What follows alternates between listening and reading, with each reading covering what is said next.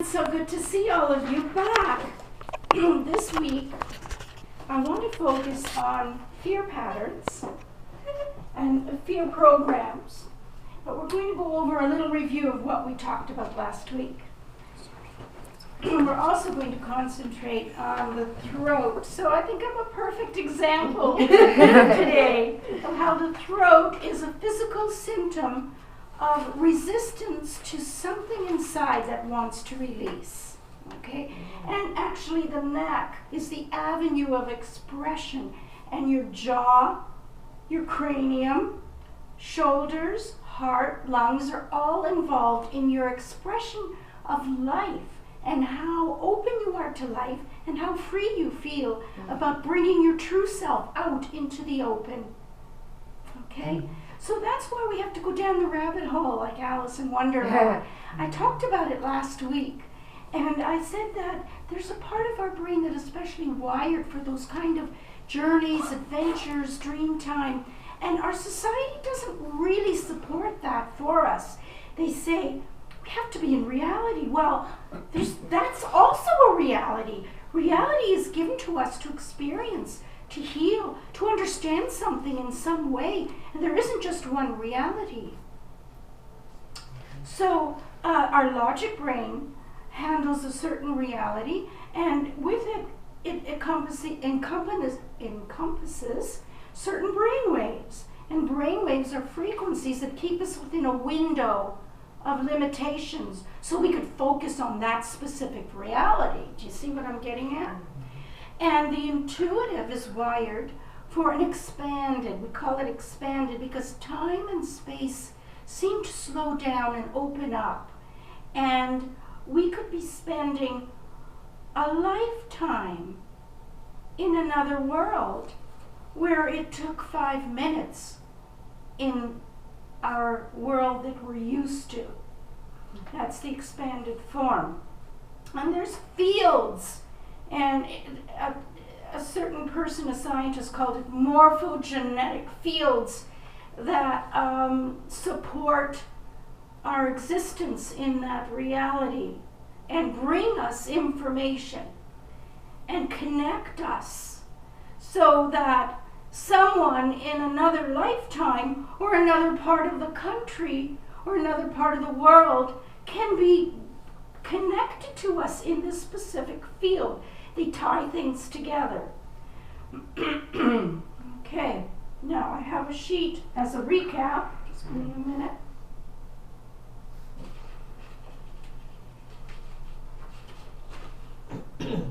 Recap, here we are.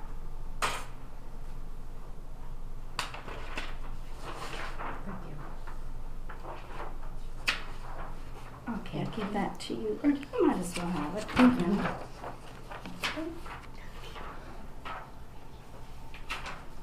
So coming home to the heart, recap. I want to remind you that it's you that does the healing, okay?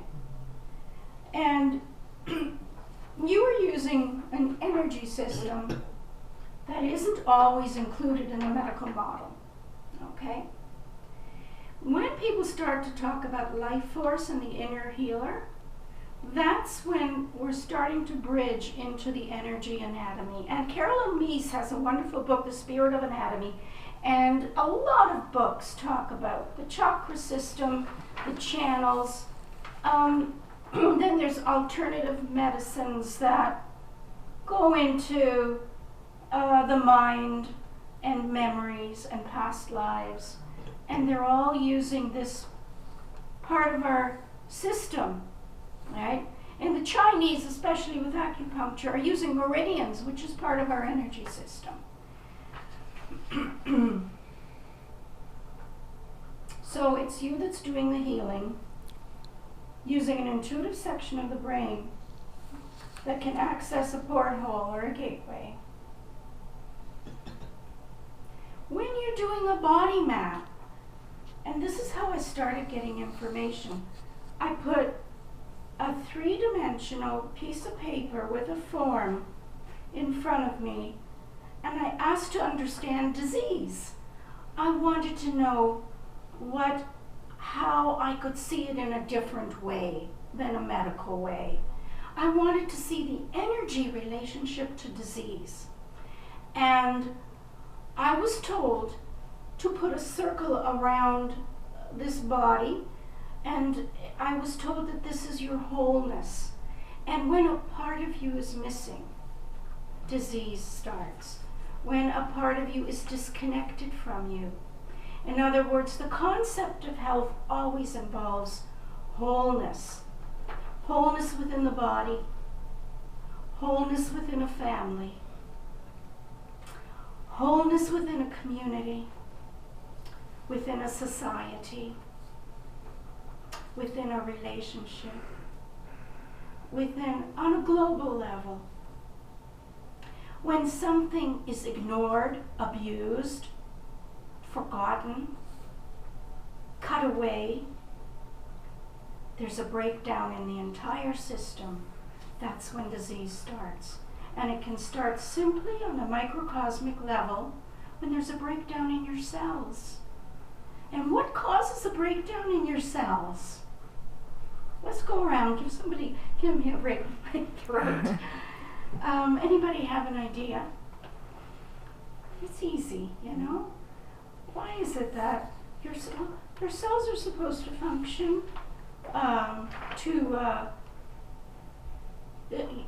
it's a little factory. It metabolizes energy, gives you energy, and it releases wastes.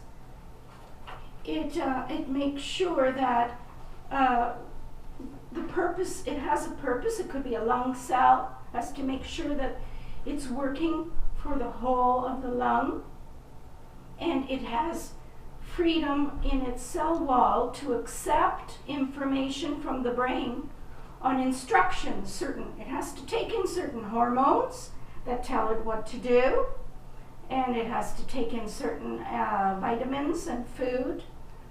It has to balance minerals, salts, sugars, and it has to die. How about that? A cell is a little life of its own. It has a shelf life. It has to die. It has to say, okay, the brain's going to make more cells. My time is over. I'm worn out. I'm finished here. But if I stay, I'm not going to do a good job. And so what is a cancer cell? Well, Deepak Chopra said a cancer cell is a very selfish cell that doesn't want to die. And that starts to operate on its own. It doesn't care about the rest of the lung. It wants to have its own purpose. It's not united, not connected. And it says, oh, I'm going to grow, grow, grow, grow, grow. I want more and more and more of myself. So it develops its own blood vessels. And it creates a tumor. And as a result, it hurts the body. It gets in the way. So that's a consciousness that's separate. Okay?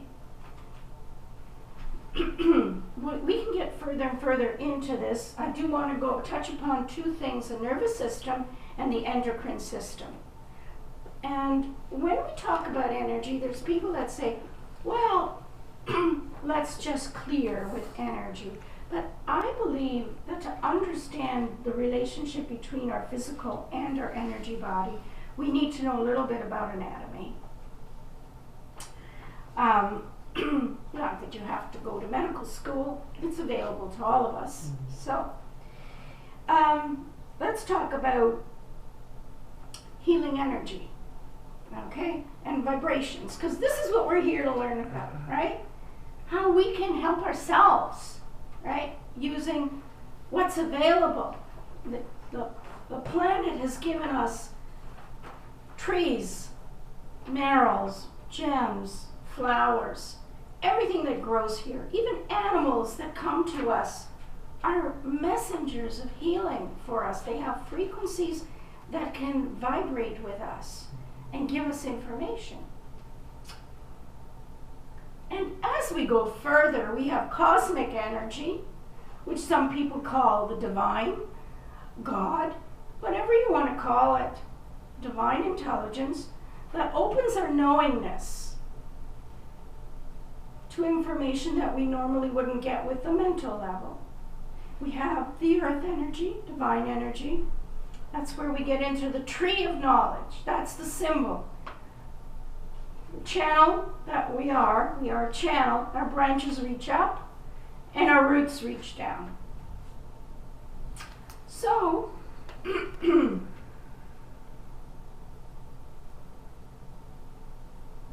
these energy actions, I call them actions.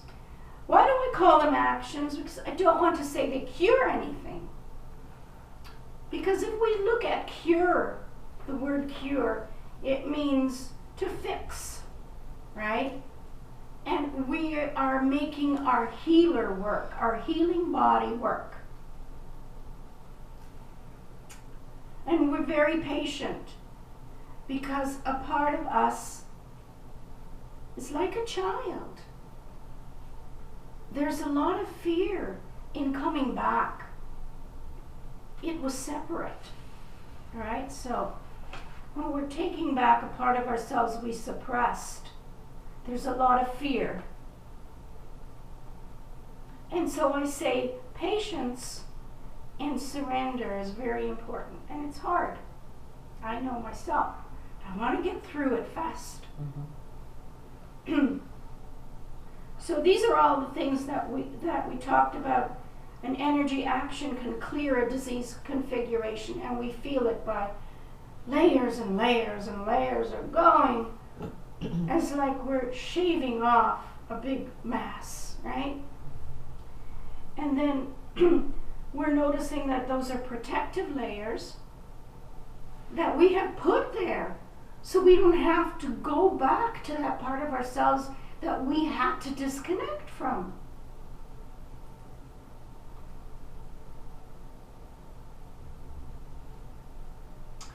And then there's toxins that also come through, because once there's movement, we cleanse.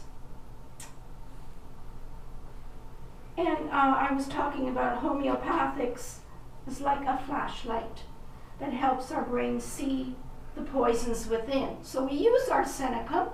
It's a poison in its physical form, but vibrationally, it just reminds us that we have to vibrate with the poison within.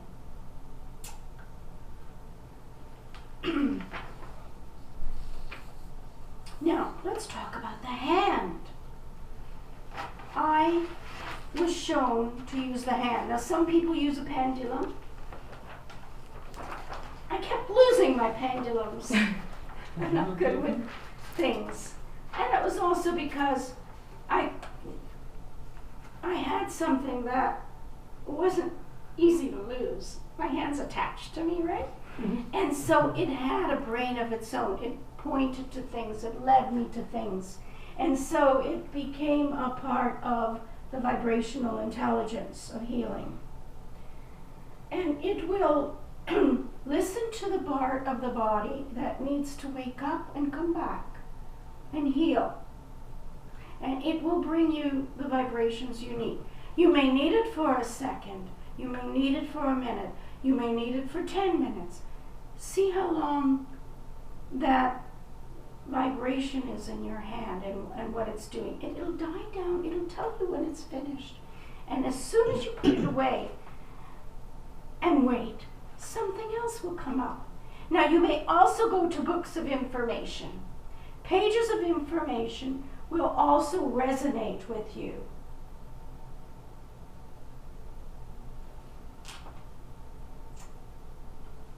And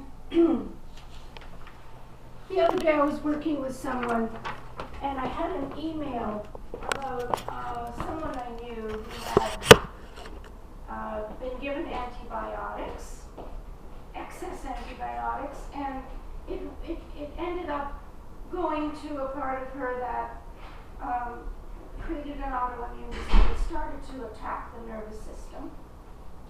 And she ended up with a syndrome because of the immune system going out of control.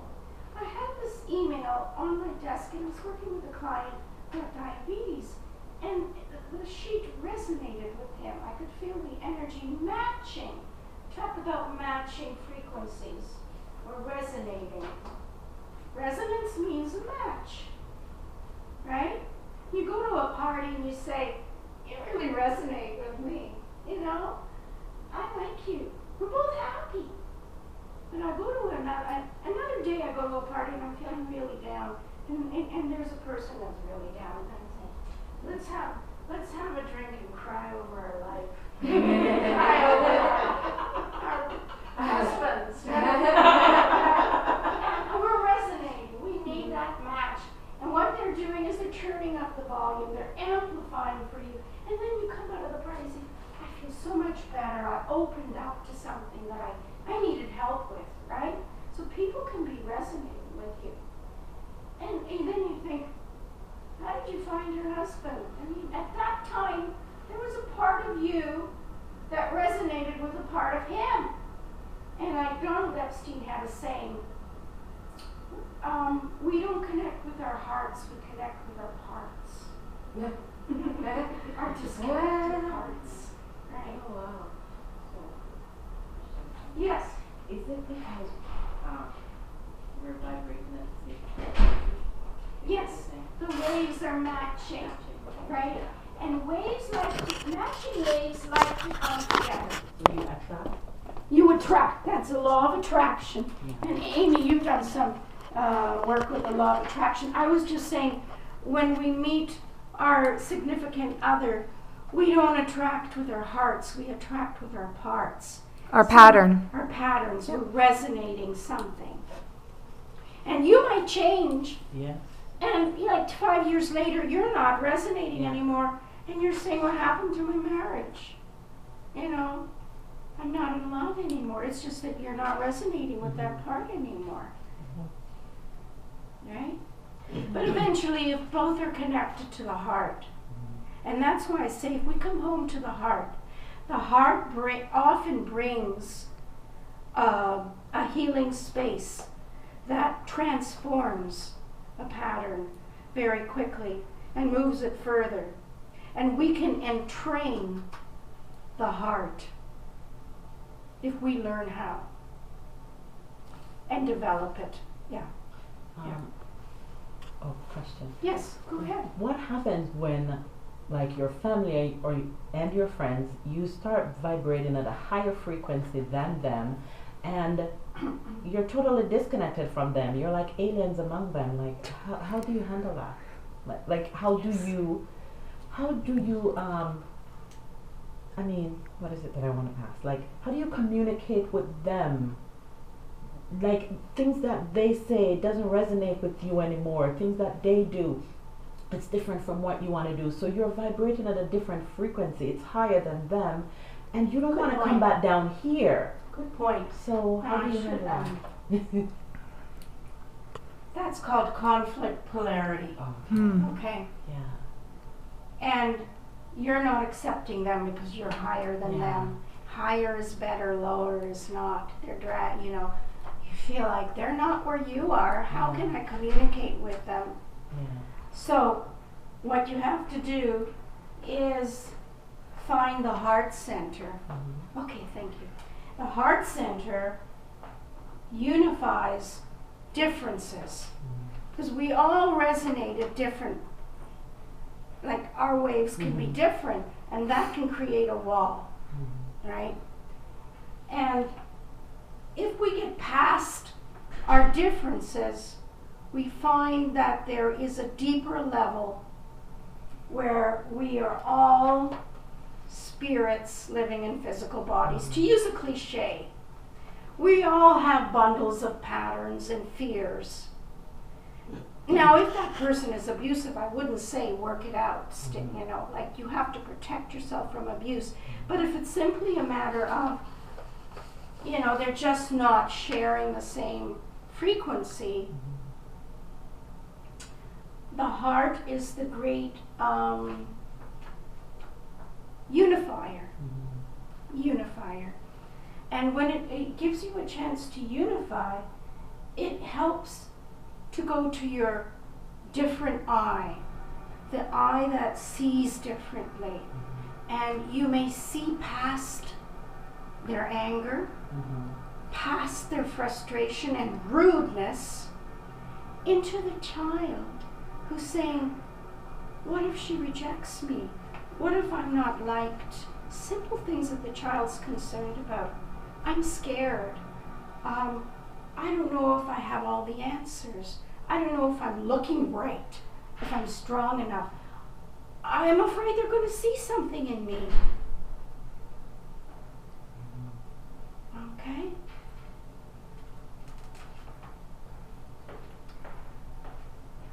So, I just added that we are to remember that eventually, when we start with the work, we're going into phase 1, which is our nervous system. Our nervous system is called the autonomic nervous system because it's automatic. That's how I remember it. You don't have to tell yourself to breathe. You don't have to tell yourself to run really fast if a car's coming. You've got that adrenaline shot and it moves your legs really fast.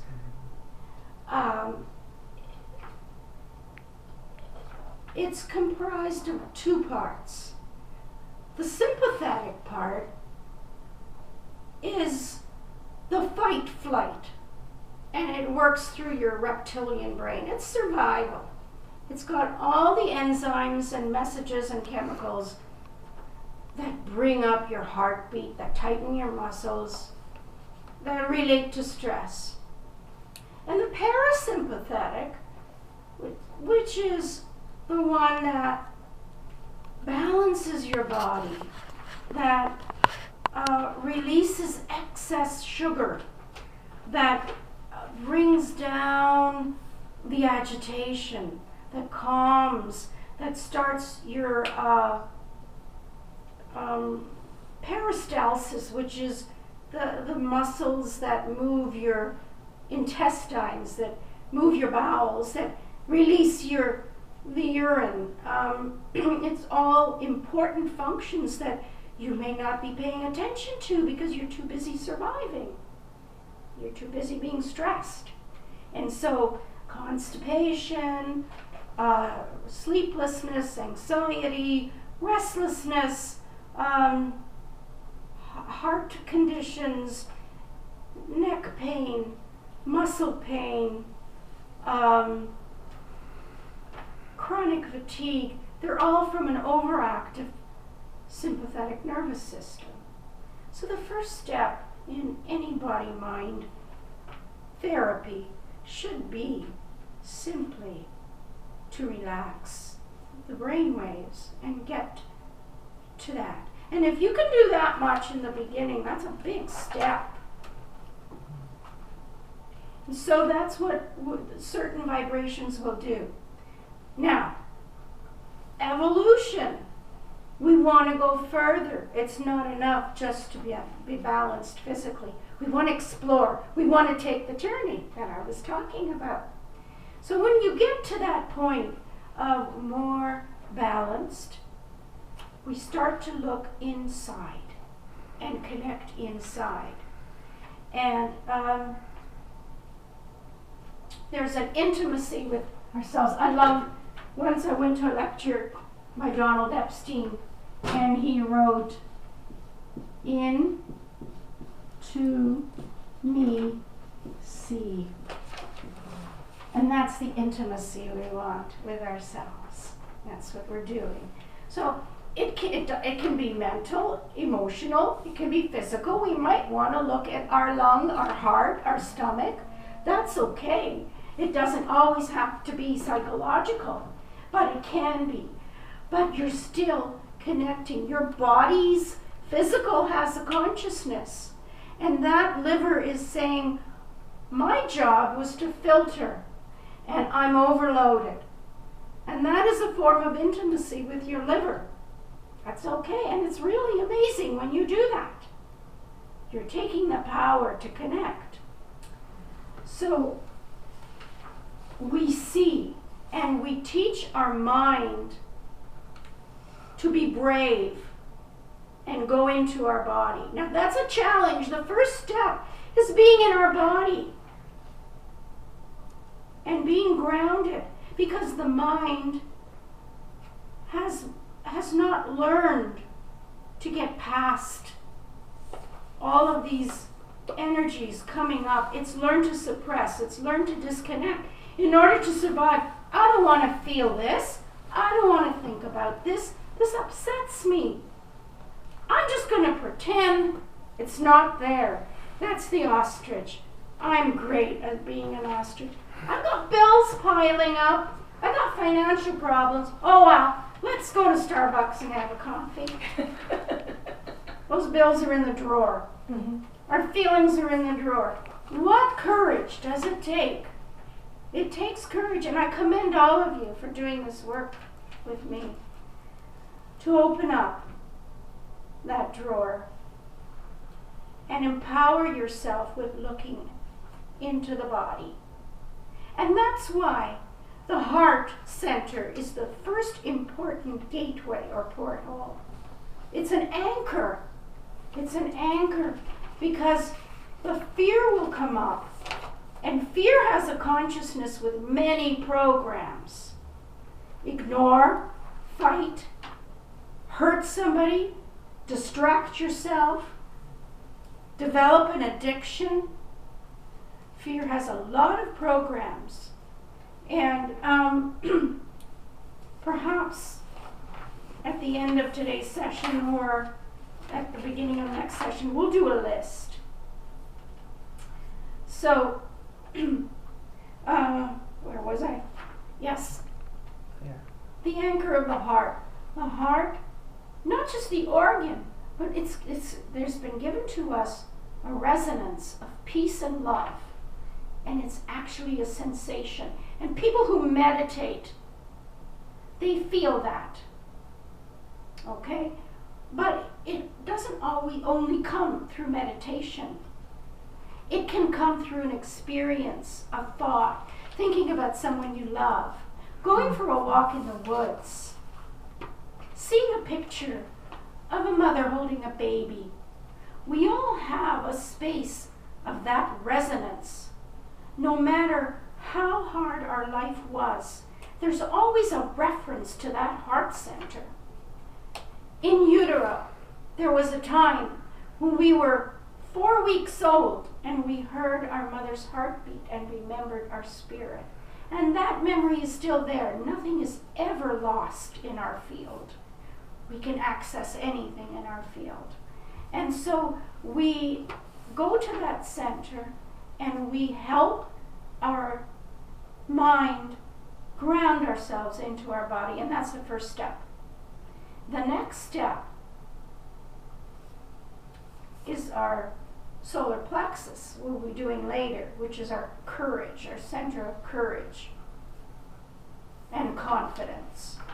And then we go further into the chakras until we get to the root chakra, which is our being comfortable walking on this earth as a co-creator of all that we are. Now, as soon as we connect to the heart, that's the bridge to the higher self. The heart gives us the bridge to the higher self, the crown chakra, and the divine energy. And we want to bring that in. So this is a process that you're going to experience in bits and pieces. Don't worry if you get it all. I think what I'll do is take a break. Just one more thing, just a review of merging. In phase 1 and 2, we're working with conflict and fear and achieving peace and love. In phase 3, we're going deeper and working with resistance. Some of us has the Berlin Wall. It's got a really thick brick wall. It's been repeatedly in a state where it had to create a strong protection. You can't break that down quickly.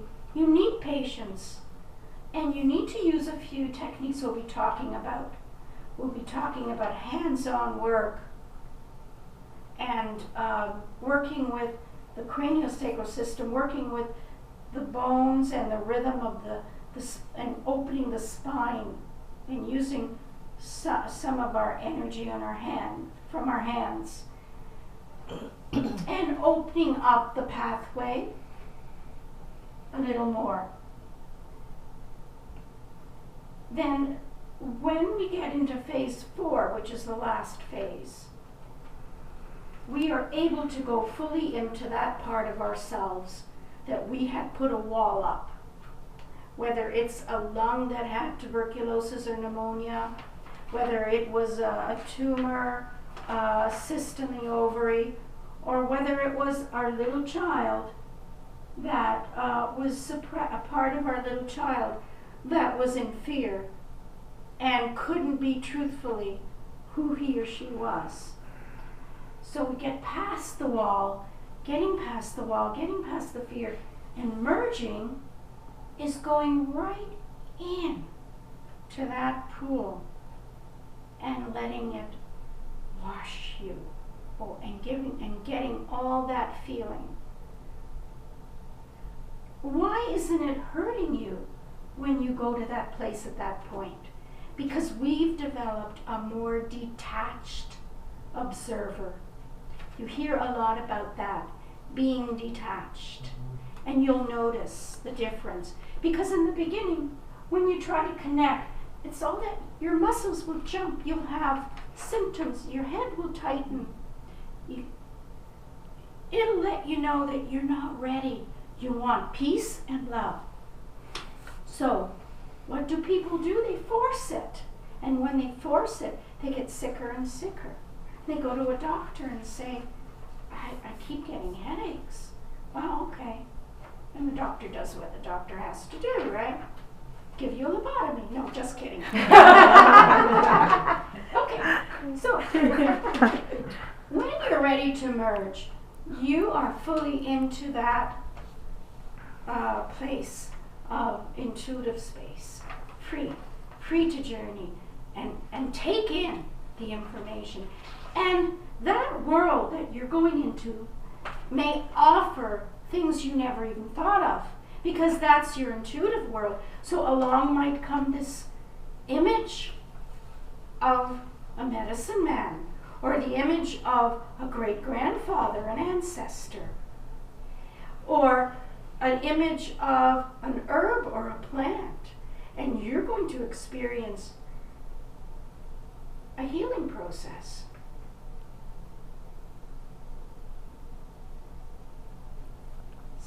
And that is the final place of resolution. That's where the root of your healing is going to. And when you come out of it, there is a release, an unwinding, and a final completion of what was waiting to be healed, a completion. And then that part of you can come back. And it starts to mature and grow and become healthier. The last thing, I keep saying the last thing, but the very last thing is the pulsing motion. Now, I don't know if you can read this, but I'll read this. This basic principles of vibrations, vibrational healing. And we're going to mention the word entrainment, which is harmonizing. We talked about resonance. And we talked about when two parts are out of sync, like when you visit people who are not in sync with you anymore. How do you communicate? How do you get past that they're different? Oh, they're just not going to get what I get, okay? And there's a little bit of arrogance that comes with New Agers that I experienced myself. When I got all spiritual, I thought, well, I can't connect with this person anymore. This person isn't doing their spiritual work.